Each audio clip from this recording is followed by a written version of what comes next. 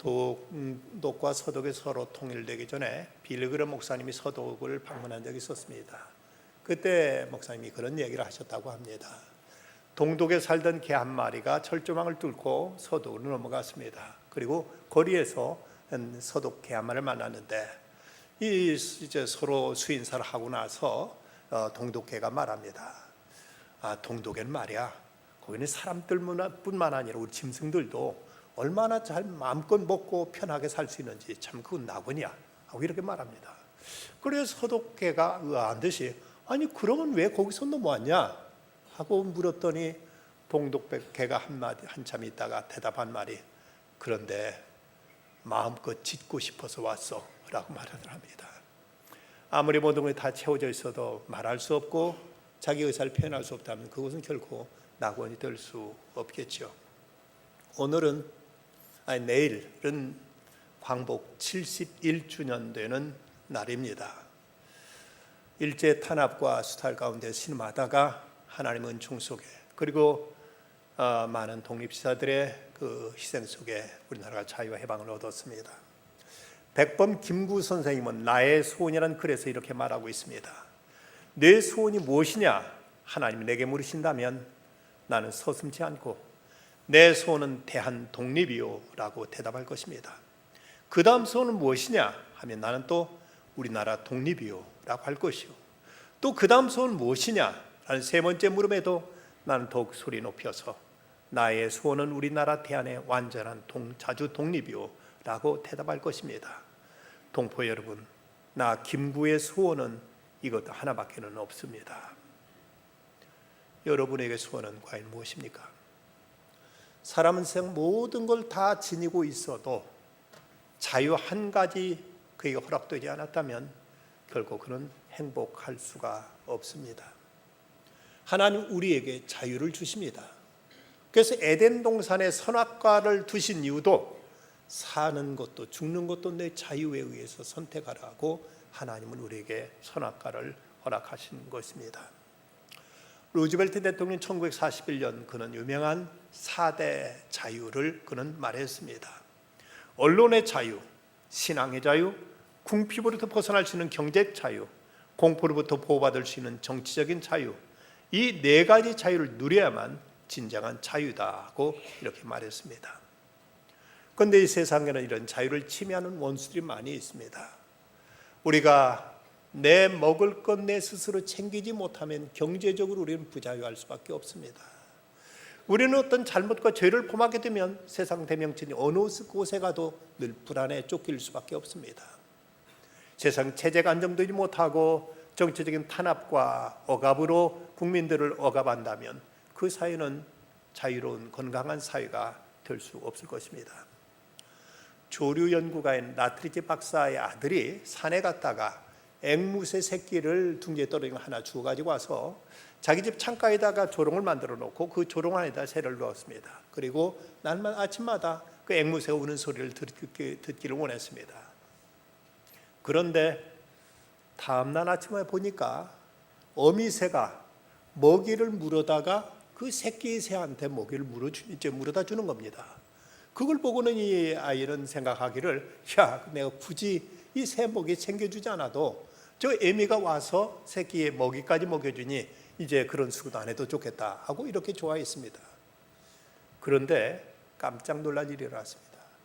그 새끼가 그만 죽었는데 이 새끼 사이를 밝혀보니까 애미가 독이 있는 딸기를 물어다 먹여가지고 새끼를 죽게 한 것입니다. 새장의 안에 갇혀서 애타게 우는 새끼의 그 소리를 도저히 들을 수 없어서 애미가 스스로 새끼에게 독이 든 딸기를 먹여서 죽게 했다는 것입니다. 갈라디아서 5장 1절 말씀에 보면 그리스도께 우리를 자유하게 하시려고 자유를 주셨으니 그러므로 굳건하게 서서 다시는 종의 멍에를 매지 말라고 말씀하십니다. 예수님께 우리에게 주신 이 소중한 자유 결코 뺏기지 말아라. 이제 자유롭게 담대하게 살라고 말씀하십니다. 그런데 이제 13장 오늘 보면 13장 말씀은 전혀 다른 말씀하십니다. 너희는 서로 종노릇하라. 아니 언제는 이제 자유를 주셨으니까 너희들은 이제 종의 멍에를 매지 말라고 말씀하시더니 왜 또 이제는 서로 종노릇하라고 말씀하시는가? 여기 종이란 영어로 servant라고 말하고 이것을 동사형으로서는 serve라고 말합니다. 우리말로 섬기다는 말인데 신약 성경에서 종, 섬기는 사람, 섬기다는 말이 무려 300군데 이상 나옵니다만은 그 가운데 170번 이상을 사도 바울이 이제 언급하고 사용하고 있는 말들입니다. 왜 사도 바울은 종의 멍에를 매지 말라고 해놓고 나서 우리에게 또 다시 이제는 서로 종노릇 하라고 말씀하실까?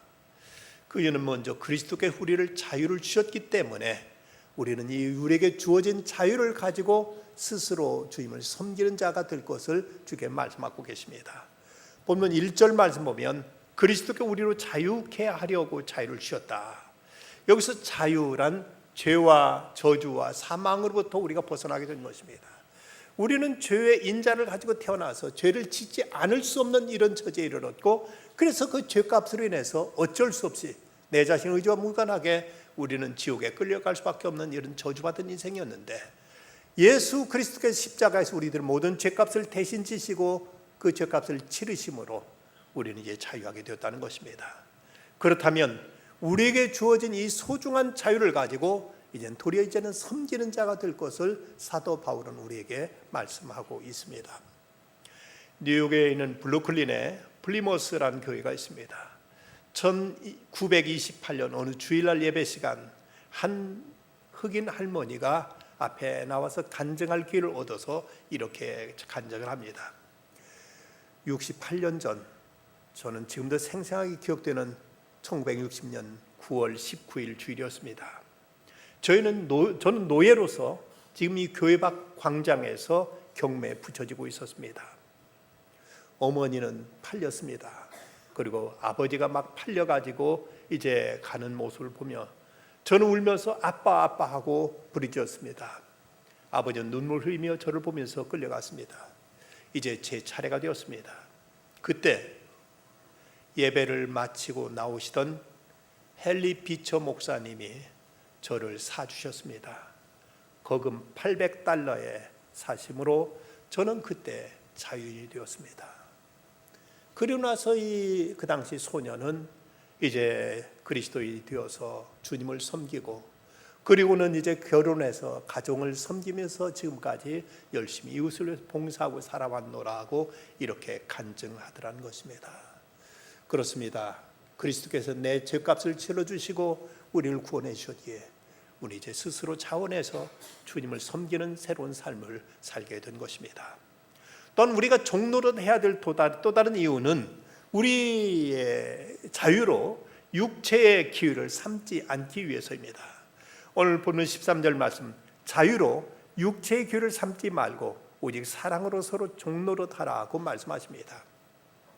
자유가 없던 자에게 자유가 주어지면 그 자유를 주체할 줄 몰라서 오히려 방탕과 방종에 빠지게 되는 경우들이 많이 있습니다. 러시아가 공산혁명이 일어나게 된 이유는 그 짜르 황제로부터 이제 자유가 주어졌지만 그 자유를 주체하지 못했을 때 그들은 쉽게 막스 레닌에 의해서 공산주의로 저들은 이제 그 늪에 빠져들게 되고 말았던 것입니다. 우리에게 주어진 그 자유를 바른 길에 바르게 쓰지 못하면 이것이 더 큰 부자유, 더 큰 억압에 의해서 우리는 자유를 잃어버리게 될 이런 위험성이 있음을 잊지 말아야 될 것입니다. 토머스 커스티스의 쓴 작품 가운데 벨기에 왕가의 흥망성쇠를 그린 세 명의 에드워드라는 이제 그 책이 있습니다. 이 책의 주인공은 클라수스라는 별명을 지닌 레이놀드 왕자입니다. 그 클라수스라는 별명은 뚱뚱보라는 이런 이제 의미를 가지고 있는데, 그는 차기 왕이 될 수 있는 이런 위치에 있었습니다. 그런데 부왕이 돌아가시자 그 동생인 에드워드가 반란을 일으켜서 왕위를 차지해버립니다. 그리고 이 자기 형인 레이놀드를 성에 있는 감옥에 가두었는데, 그 감옥은 창도 있었고 모든 환경 모든 조건은 아주 넉넉하게 거의 잘 마련되어 있었습니다. 그런데 그 창살이 사람이 웬만한 사람이 쉽게 빠져나오기 어려운 정도로 이제 그 창 틈이 벌어져 있었습니다. 동생 에드워드는 신하들에게 말했습니다. 형이 만약 몸무게를 줄여서 저 창문 밖으로 나올 수만 있다면 나는 기쁘게 왕의 자리를 형에게 양보하겠다. 그러나 만약 나오지 못한다면 자신의 몸무게 하나도 조절하지 못하는 사람에게 어떻게 나라를 맡길 수 있겠는가. 그는 매일 새끼마다 그곳에 아주 산의 진미 음식을 제공했습니다. 그곳에서 자기가 조그만 음식을 절제하면은 얼마든 몸무게를 줄여서 그 창통으로 빠져나올 수 있는데도 불구하고 이 레이놀드는 10년 동안 자기 몸을 줄이기는 점점 비둔해져 가지고 그곳에 빠져나오지 못하고 그대로 거기 갇혀 있었습니다. 10년쯤 지났을 때 에드워드 왕이 전쟁터에 나가서 싸우다가 그만 전사해서 여기서 레이놀드는 풀려나게 됩니다. 근데 그 풀려난 레이놀드는 오래 살지 못하고 그만 죽고 말았습니다. 스스로 결단하고 스스로 자기 자신을 다스렸으면 얼마든지 거기서 나올 수 있었고 동생 에드워드의 약속에 따라서 그는 왕위까지도 차지할 수 있었는데 자기 식탐, 자기의 육체적인 욕망 이것 하나 다스리지 못해서 그는 10년 동안 감옥에 갇혀 있다가 풀려나서도 그대로 죽고 말았다는 것입니다. 여러분 어떻습니까? 우리에게 주어진 이 자유, 이것이 육체의 욕망과 내 혈기와 내 이기적인 욕심을 위해서 쓰여져야 되겠습니까? 아니면 다스려져야 되겠습니까? 톨스토이는 그에 져서 독서의 바퀴에서 이런 말을 합니다. 인간은 노예이지 않으면 안 된다. 다만 선택된 바에 의해서 노예가 되어야 된다. 이제 누구의 노예인가 하는 사실만이 남아있을 뿐이라고 이렇게 말했습니다. 그렇습니다. 이제 우리가 누구를 섬기는 자가 되어야 될 것인가? 그 첫째는 예수 그리스도 우리 주님을 섬기는 종이 되어야 됩니다. 사도 바울은 갈라디아서 1장에서 자신을 기쁘게 하나님의 종이라고 그는 소개하고 있습니다. 이제 내가 사람들에게 좋게 하랴 하나님께 좋게 하랴 사람들에게 기쁨을 구하랴 내가 지금까지 사람의 기쁨을 구하였다면 그리스도의 종이 아니니라. 바울은 늘 자기 자신을 소개할 때마다 항상 자기를 그리스도의 종이라고 소개하고 있습니다. 그 당시 노예 제도가 성행하던 때라서 노예의 신분이 얼마나 비참하고 참혹했는데도 불구하고 바울은 기꺼이 오히려 자랑스럽게 자신을 그리스도의 종이라고 이렇게 소개하고 있는 것입니다. 오늘 구약의 말씀 출애굽기 21장에 보면은 그 당시 그 유대 전통과 율법에 의하면 같은 유대인끼리 사람을 종으로 사들였을 경우는 아무리 그가 돈에 의해서 팔려왔다 하더라도 6년 동안 그를 섬기다가 7년째 안식년이 되면 그를 풀어주어서 자유를 주도록 이렇게 율법에 규정되어 있었습니다.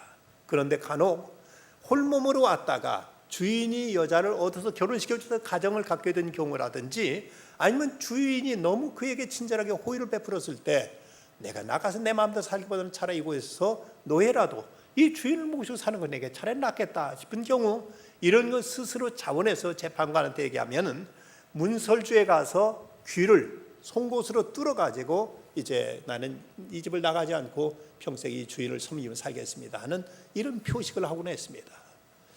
여자분들 가운데 귀에다 피어싱하고 다니는 분 계신데 누구 종이 되겠다는 사인지는 잘 모르겠습니다. 이거 원래 유래가 거기서부터 비롯된 것이죠. 우리는 그리스도의 종이다 하는 자원의 주님을 섬긴다는 이런 의미로서 이제 옛날 구약에서는 귀에 구멍을 뚫어서 평생 주님을 섬기겠습니다 하는 평생 주인을 섬겠다는 이런 표시로 이런 이제 피어싱을 하곤 했던 것입니다. 어떤 간호사가 결혼도 하지 않고 평생 자기 남동생의 뒷바라지를 하면서 늘 이제 자기 모든 걸 자기 동생을 위해서 희생한 한 간호사가 있었습니다. 동생도 그렇게 하지 말라고 했고 주변 사람도 좀 지나친 것이 아니냐고 했지만 본인은 막무가내로 자기 동생만 위해서 살겠다는 겁니다. 그녀가 세상에 떠날 무렵 그 이유를 밝혔습니다. 자기가 사춘기 때 희귀한 병에 걸려서 수혈을 받아야만 됐는데 이 자매가 특이한 혈액형이라서 다른 사람들로부터 혈액형을 구할 수가 없었습니다. 그때 마침 동생과 같은 혈액이라서 동생으로부터 수혈을 받아가지고 생명을 건질 수가 있었습니다. 그런데 동생이 자기 누나를 위해서 피를 뽑아준 다음 병원 입원실에 있는 동안 의사에게 이렇게 묻습니다. 선생님, 저는 언제 죽나요? 무슨 얘기냐? 제가 피를 누나한테 뽑아줬으니까 저는 이제 죽는 건 아니에요 하고 말합니다. 그 얘기를 그 누나가 전에 듣고는 동생은 자기 생명을 잃는 줄 알면서도 나를 위해서 피를 뽑아줬구나 하는 사실을 알고는 이런 동생을 위해서 내가 어떻게 동생을 저버리고 내 혼자 나 자신만 위해 살 수 있느냐 하면서 평생 결혼조차 하지 않고 자기 남동생 뒷바라지를 하면서 일생을 이렇게 살았다고 합니다. 우리 주님은 실제로 우리를 위해 피 흘리시고 십자가에 못 박혀 죽으셨습니다. 그렇다면 그 주님을 위해서 우리가 마땅히 헌신하며 섬기며 주님께 충성을 다하는 것, 이건 성도로서 당연한 도리요 우리들의 마땅한 자세가 아니겠습니까? 이제 우리는 또한 서로를 섬기는 종이 되어야 됩니다. 오늘 수평적인 측면을 강조하고 있는데 13절 사랑으로 서로 종노릇 하라고 말씀하고 있습니다. 사도와는 그의 서신 가운데 서로란 말을 무려 60번 이상이나 사용하고 있는데 우리가 하나님의 사랑, 하나님을 사랑한다고 하면서 하나님께 사랑하는 내 형제들을 사랑하는 것은 어쩌면 당연한 일일 것입니다. 주님을 섬기기에 주님께 사랑하는 그 영혼들을 위해서 우리가 그들을 섬기고 그들을 위해서 봉사한다는 것, 이건 마땅한 도리일 것입니다. 에베소 5장 21절에 보면 그리스도를 경외함으로 피차 복종하라고 말씀합니다. 목사는 성도를 섬기고 성도는 목사와 교회를 섬기고 서로가 서로를 섬기면서 같이 지내는 이곳, 이런 곳이 곧 낙원이 되고 이런 곳이 곧 천국이 될 수 있는 것입니다. 세상에 인간관계가 파괴되는 가장 큰 이유가 있다면 서로 섬김을 받으려고 하고 있고 서로 사람들을 지배하려고 하기 때문에 세상은 늘 불편한 것이지, 어느 곳이든 서로 섬기려 하는 곳은 낙원이요, 그곳은 곧 이제 참된 화평이 이루어지는 이런 파라다이스가 될 것입니다. 갈라디아 5장 14절 15절 말씀, 온 율법은 내 이웃 사랑하기를 내 자신같이 하라 하신 한 말씀이 이루어졌나니 만일 서로 물고 먹으면 피차 멸망할까 조심하라고 말씀하고 있습니다. 서로 사랑하지 못하는 데서, 서로 종노를 하지 못하는 세대는 서로 잡아먹으려고 합니다. 다르게 표현하면 서로 시기 질투를 이용해서 서로 착취하는 것입니다. 이것이 바로 경쟁 사회의 비극입니다. 무디 목사님이 매사추세츠에서 열리는 노스필드 성경 수양회를 열면서 그때 그 스태프들이 그런 문제를 가지고 고민하고 있었습니다. 마침 그때 영국에서 귀족들이 10명이 이 성경 수련회에 찾아왔는데, 당시 그 영국 사회에서는 귀한 손님이 오면은 홀 서번트라고 해서 이제 복도 일하는 이런 종들이 온 손님들의 구두를 깨끗하게 닦아놓곤 했습니다. 영국에서는 그런 전통이 아직 살아남아 있는데, 저 영국에서 온 손님들을 우리가 어떻게 할 것이냐, 우리도 그들의 어떤 관습에 따라 해줄 것이냐, 아니면 여기는 미국이고 굳이 같은 성도로서 그럴 이유가 있느냐 하고 문제를 토론하다가 안 하는 것으로 방향을 정했습니다. 그리고 이제 그날 저녁에 무디 목사님한테 가서 이 사실을 얘기했습니다. 영국에는 이런 전통이 있다고 하는데 우리는 그런 건 안 하기로 했습니다. 그때 목사님 어떻게 생각하십니까? 하고 물었더니 이 무디 목사님 빙그레 웃으면서 글쎄 주님께 한번 물어볼까요? 그리고는 이제 자리에 누웠습니다. 그런데 다음 날 아침에 보니까 영국에서 온 그 귀족들의 신발이 깨끗하게 닦여져 있었습니다. 바로 무디 목사님이 일어나서 저들을 위해서 닦아주신 것입니다. 이것이 관습에 맞고 안 맞고를 떠나서 그것이 영국 사회에서 그것이 전통이 되어 왔다면 내가 하겠다고 목사님은 밤중에 일어나서 저들의 신발을 깨끗이 닦아 놓았다는 것입니다. 우리는 서로를 위해서 종노릇 하는 사회, 그런 곳이 참된 하나님 나라요, 이런 곳이 진정한 낙원임을 잊지 말아야 됩니다. 세 번째는 성령에 의해 다스림 받는 영적 자아의 종이 되어야 됩니다. 올 16절 말씀 보면 내가 이룬 너희는 성령을 따라 행하라, 그리하면 육체의 욕심을 이루지 아니하리라고 말씀했습니다. 육체의 본능을 쫓아 살지 말고 성령의 감동에 따라 살라고 말씀하십니다. 너희가 만일 성령이 인도하시는 바가 되면 율법 아래 있지 아니하리라고 말씀하십니다. 사람은 세 가지에 의해서 지배를 당합니다. 하나는 육체의 본능, 두 번째는 자기 이성, 그리고 세 번째는 바로 성령입니다. 육체의 본능에 의해 움직이는 자는 먹고 싶으면 다른 사람 걸 빼앗아도 먹고, 그리고 이제 어떤 육체적인 충동에 의해서 지나간 여인들을 겁탈하기도 하고, 이렇게 육체의 이제 종으로 살아가는 이런 짐승과 같은 사람들이 있습니다. 어떤 사람은 이성에 의해서 냉철한 판단력과 합리적인 계산을 모든 걸 상식을 쫓아 행하는 사람들이 있습니다. 결코 다른 사람한테 어떤 이 결례를 하지도 않고 가장 보편적이고 상식적인 이성의 기준에 의해서 이렇게 처신하는 사람이 있습니다. 그러나 그리스도인들에게 육체적인 본능이 분명히 있고 이성적인 판단도 있습니다. 그러함에도 이것을 뛰어넘어서 하나님의 뜻은 어디에 있는가? 지금 이 시점에 성령은 내게 뭐라고 말씀하시는가? 보다 하나님의 뜻을 더 소중히 여기면서 말씀을 읽으면서 하나님의 뜻을 찾고 기도를 통해 성령의 가만을 통해서 하나님의 인도하심을 바라며 살아가는 사람, 이것이 바로 그리스도인이라는 사실입니다. 충북 단양의 단천교회라는 교회에 강아묵의 장로님이 계십니다. 근데 그분은 단양에 아주 사업에 성공해가지고 큰 부자로 소문난 분인데, 그러면 어렸을 때 너무 가난해가지고 이분은 남의 집에 가서 머슴살이를 하던 사람이었습니다. 이 집 저 집 가서 다니면서 머슴살이하면서 세경을 받아가지고 이것을 이제 전략하고 이걸 저축하고 했던 사람인데, 누군가 전도로 이제 교회에 나가게 되었습니다. 교회 나가서 그는 열심히 하나님께 기도하며 새벽 기재단마다 빠지지 않고 교회 나가서 기도하던 중에 어느 날 그는 하나님 앞에 이렇게 기도했다고 합니다. 하나님, 저는 사람의 머슴이었습니다. 그러나 이제부터는 하나님의 머슴이 되겠습니다 라고 이렇게 서원을 했습니다. 어느 날 산에 올라가서 간절히 기도하고 있는데, 그때 하나님께서 너 지금 그 자리에 일어나서 50보 저 앞으로 걸어가라 하고 말씀하시더랍니다. 가봤더니 거기에 커다란 바위가 있더라는 것입니다. 너 꽃갱이를 가지고 저 바위를 힘껏 내리치라고 말씀하시더랍니다. 그래서 꽃갱이를 가져다가 그 바위를 힘껏 내려쳤더니 거기서 하얀 가루가 거기서 이제 튕겨 나오더랍니다. 이게 뭘까 싶어서 그 가루를 가져다가 이제 알아봤더니 이거 시멘트를 만드는 석회 가루인 것이 발견되어서 자기가 그동안 모은 모든 재산 탈탈 털어가지고 그 산을 사가지고 이것이 이제 당국에 가서 허가를 받고 이걸 시멘트 광산으로 만들었습니다. 그래서 이분이 큰 부자가 됐는데, 그분이 이제 석유 공장을 차려서 부자가 된 다음에 그는 자기가 받은 재물로 하나님께 너무 감사해서 하나님께 단독으로 예배당을 지어서 하나님께 복원했고, 신학생 50명에게 장학금을 주어서 그 지역에서 충청북도에서 그 일대 그 지역에서 제일 주의 종이 많이 배출된 이런 식으로 이름나게 되었다는 것입니다. 그는 참으로 사람들로부터 존경받는 이제 사람이 되었고, 그리고 하나님 나라를 위해서 귀히 쓰임 받는 부자가 되어서 그는 많은 사람들에게 큰 부러움의 대상이 될 수 있었다는 것입니다. 여러분, 행복은 어느 곳에 있다고 생각하십니까? 우리가 모두 다 행복하기를 원하는데 과연 어떻게 사는 것이 행복의 비결이라고 생각하십니까? 다른 데 있지 않습니다.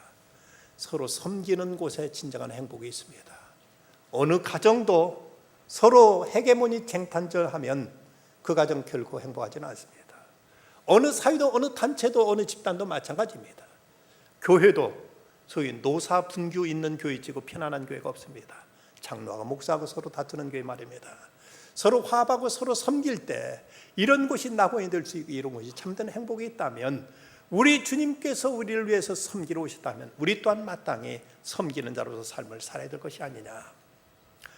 유명한 로렌스 형제로 알려진 니콜라이 헤르만이라는 분, 이분은 1611년 프랑스에서 태어나 10대 30년 전쟁에 나갔다가 그만 부상을 당해서 다리를 절게 되었습니다. 그는 여러 가지 일을 전전하다가 55살 나이에 영혼의 목마름을 채우려고 깔멜 수도원에 들어가서 그 평신도 수도사로서 거기서 수도사들을 위해서 주방에서 밥하는 일로 저들을 봉사하고 섬겼습니다.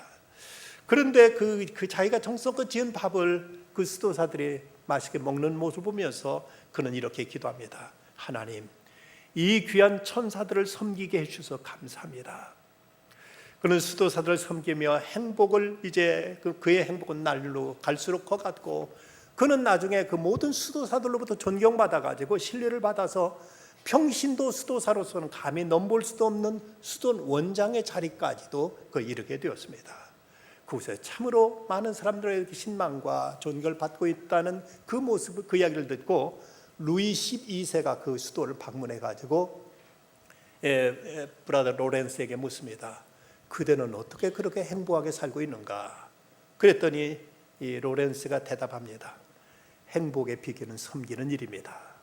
그러면서 그가 고백하는 말이 내 생의 최대 발견은 초라한 오두막도 최고 궁전으로 만들 수 있다는 것입니다. 메마른 환경은 아무 문제 될 것도 없고 아무 영향도 주지 못합니다. 그러면서 자기가 수도원에 가게 된 이유를 이렇게 말합니다. 나는 죄와 허물이 너무 많아서 수도원에 들어가서 내 모든 잘못에 대한 벌을 받고 인생의 즐거움을 희생하기로 했지만 내 결심은 완전히 실패했습니다. 왜냐하면 내가 희생으로 얻은 것은 만족밖에 없었기 때문입니다. 자기 잘못, 자기 죄로 인해서 수도원에 와서 자기 자신을 절제하고 이제 그는 그 길을 행하면서 자신을 고통스럽게 괴롭게 하려고 수도원에 찾아왔는데 오히려 자기가 수도원에서 얻은 것은 만족밖에 없었다고 그는 이렇게 말하고 있습니다. 미국 국영회사의 이사로 지내다가 주님께 헌신한 분이 있습니다. 그는 의사도 약사도 아니었지만 그저 병원에서 환자들 치료할 수는 없으니까 그 환자들을 그곳에 가서 보면서 자기의 코트 주머니에다가 여러 개의 그 손톱깎이를 집어넣고 다니면서 기도하면서 거기 있는 환자들의 손톱 발톱을 깎아주고 했다고 합니다. 그는 말하기를 세상 속에서 편한 신앙생활을 하다가 하나님 배 갔으면 부끄러움밖에 없을 텐데 이렇게 선교지로 불러주시고 이들의 영혼을 위해 기도하며 섬기게 하시니 얼마나 감사한지 모르겠다고 말하더랍니다. 1년 내내 목욕 한번 해보지 않은 환자들, 그들을 손발톱 깎아주는 것에서 간단한 쉬운 일만 아니지만 그러나 그들도 하나님의 사랑하는 영혼이겠지 생각하면서 그들 하나하나에게 다가서 기도해 주면서 손톱 발톱을 깎았을 때 그는 한때는 오해를 받아서 경찰에 끌려가기 위해서 종일 신문도 받았지만 아무 혐의가 없는 것이 드러나서 풀려나 집에 돌아왔을 때 자신이 침대에 누워 잘 수 있다는 사실만으로도 감격하며 눈물 흘리며 감사드렸다고 합니다. D.L. 무디는 말합니다. 한 사람의 인생을 평가할 때 그 사람이 얼마나 많은 사람을 다스렸느냐, 지배했느냐는 전혀 문제가 되지 않는다. 가장 중요한 것은 그 사람의 일생 동안 얼마나 많은 사람을 섬겼느냐, 이것에 의해서 그의 일생은 평가될 것이라고 말했습니다. 세상에 가장 비천한 신분은 종, 노예입니다. 그런데 이 종이라는 이름을 가장 복되게, 가장 아름답게 만드신 분이 계신다면 바로 우리 주님 예수 그리스도십니다. 빌립보서 2장 6절 7절 그는 근본 하나님의 본체시나 하나님과 동등됨을 취할 것으로 여기지 아니하시고 오히려 자기를 비워 종의 형체를 가지사 사람들과 같이 되셨고, 예수님 만왕의 왕이시지만 종처럼 이 땅에 오셔서 모든 일을 섬기셨고 종처럼 그는 무참하게 죽어가셨지만 이를 통해서 만왕의 왕이 되셨으며 모든 무릎을 그 앞에 꿇게 하셨고 가장 존귀한 이름을 얻게 하셨습니다. 주님의 은혜로 영원한 죄의 종, 사탄의 종이었던 우리를 풀어서 자유케 하셨으니 우리에게 주어진 이 자유를 가지고 주님을 섬길 것이며 이웃을 섬길 것이며 내 육체적인 본능과 인간의 빠삭한 그 어떤 머리의 회전으로 움직이기보다 겸손히 기도하며 하나님 뜻을 따라 살아가는 중에 주께서 주시는 평안, 주께서 주시는 위로, 주께서 주시는 은혜와 상급이 더 풍성히 넘치시기를 주의 이름으로 축원합니다. 기도하시겠습니다. 고마우신 아버지 하나님, 오늘도 이렇게 주님 앞에 불러주셔서 주님을 섬기는 자로 삼아주시고 주의 말씀 듣고 이 뜻 따라 세상에 나가 또 세상을 섬기는 자로 세워주시니 감사합니다. 주님께서 종의 자리에 오신 그 신비한 이제의 진리를 바로 알게 하시고 저희도 묵묵히 그 길 따라가는 중에 세상이 알지 못하는 참된 평안과 위로와 소망과 그 놀라운 부활을 발견하며 누리며 살아가는 저희들 다 되게 하여 주시옵소서. 예수님의 이름으로 기도드리옵나이다. 아멘.